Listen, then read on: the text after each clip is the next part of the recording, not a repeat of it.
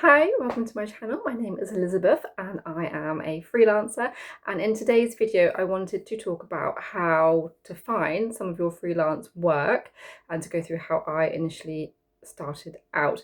It's slightly different because I've done this since 2020 during COVID. I then in between that did a little stint of employed work, was made redundant in May, and now I'm going back into the freelance world, trying to find clients, trying to max out my number of hours that I can take on clients for. And it is different to what it was when I first started.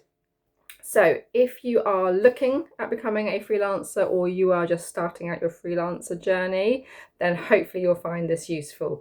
I was made redundant back in 2020 during COVID.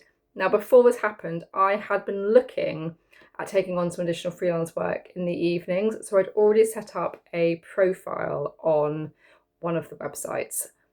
I'm going to talk about Upwork quite a lot in this video. I'm not sponsored by them. I'm not actually a big fan of their platform, but it is the one that I use, and it is the one that I personally have found the most success with. So take that as you will. That's the one I will be talking about, but there are others out there, and I'm sure there are better ones out there too. So I had already set up my profile, so I would suggest doing that first before looking at the jobs and things that are available on there. Set up your profile, do all the verification, the admin side of things that they want you to do before you can do any work, essentially. Get all of that boring stuff sorted. And then create your profile a bit like your CV, word a few things to try and give you the best push with your profile, because the profile is the most important bit. Now, when it comes to finding work, you need to kind of have proof that you are a reliable worker. And if you haven't got any testimonials or anything like that on your profile, it's very, very difficult. So I started out by doing transcription work, which is not something I had ever done before. So I found a couple of different jobs on there who just wanted a video or a recording transcribed, basically. And I did that. That's what I did. And then because that was then on my profile as a job completed, it would show how many hours I did and how much I was paid. It shows that my profile is an actual profile. I'm not a time waster. I can be reliable. And the more of those you get, the better. So it may be painful to begin with, but finding smaller tasks initially will probably be a lot easier than trying to find big projects or long time work. Try and find the small ones, get them on your profile, show that you are going to be doing this. Now, these smaller jobs as well are usually the fairly poorly paid ones as well. So weigh up the time you think it's going to take you to do this job and whether it's worth doing it or not. Don't do a large task for very, very small amount of money and a long amount of time, because it's not worth it, and you really shouldn't devalue your work, essentially, that you're doing for these people. They should all be paying correctly, but they don't. Now, whether things like transcription is still a job that comes up on Upwork or other platforms, I don't know, because I do feel like that's something AI could probably do, but there are probably quite a few data entry type roles that would pop up. For these as well, because they don't really entail you speaking directly to many people, you can probably do them outside of work hours and things like that, which means you can broaden your search and maybe look for jobs that aren't UK based, because it doesn't matter what time zone you're on, as long as it's something you can understand, it should be absolutely fine. Once your profile starts showing these jobs that you have successfully completed and that you've been paid for, you will then start to notice that you get invites coming into you, inviting you to pitch for a job. So someone's gone through, they've posted an advert, and then they've done a manual search themselves to try and find people that they think would be relevant for this task. And they've then contacted them to say, here's this job, we'd like you to apply for it, basically. So once you build up your profile, it does get easier. It's the getting started bit that takes the time. These people that say, oh, make £35 an hour by doing X, Y, Z at work, it's absolute rubbish. You need to build it up, and it does take time. And there's also a lot of rubbish on these platforms. There's a lot of very, very poorly paid jobs on these platforms.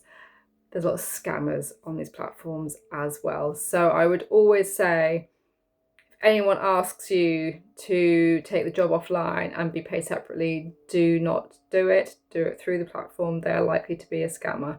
Also, once you've been building up these smaller jobs, you can then start applying for the larger jobs because you've got proof that you have been working through the platform. And for other people, you could also have testimonials from the people you've already done jobs for. So then it's easier for you to apply for larger, more longer term jobs because your profile is going to look better. So again, do the little jobs first. I know it's painful, but it will be easier for you to then apply for the larger, long-term jobs later. Other places to look for freelance jobs: Indeed.com. Myself and now a friend of mine has also just secured another freelance role through Indeed.com. It was never a place that I would have thought to look, but both of us now have got roles, and these are long-term, ongoing roles through that, but as a freelancer, not as an employee. So have a look at Indeed.com. And networking. So networking, I managed to get 3 different roles purely through networking and through people that I know and through previous companies. Just through my small personal network and through places that I've previously worked, I've managed to secure 3 different roles. Some of them were short-term, some of them were longer-term projects. So the more people you tell that you're doing it, the more it travels. And because you're being recommended through word of mouth, that's like the strongest way to be recommended.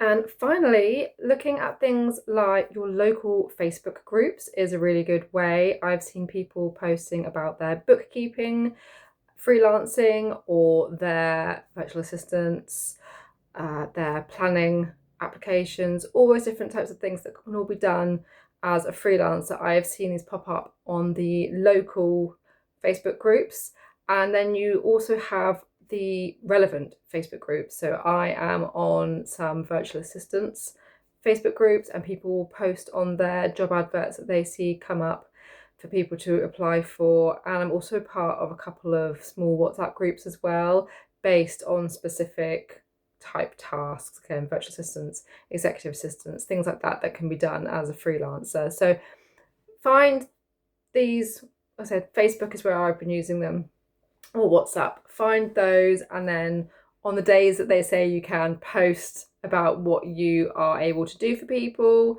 how you can help them, and then try and get some work that way. I've also seen people do little job adverts in local newspapers, not the printed version, but more the newspaper Facebook pages. They post an advert on there, the paper then adds it to their feed, and they've had inquiries through directly from there, which is also a good one. And I don't think many people think of those ones either, especially if you're doing something that's quite local or you want to help local businesses.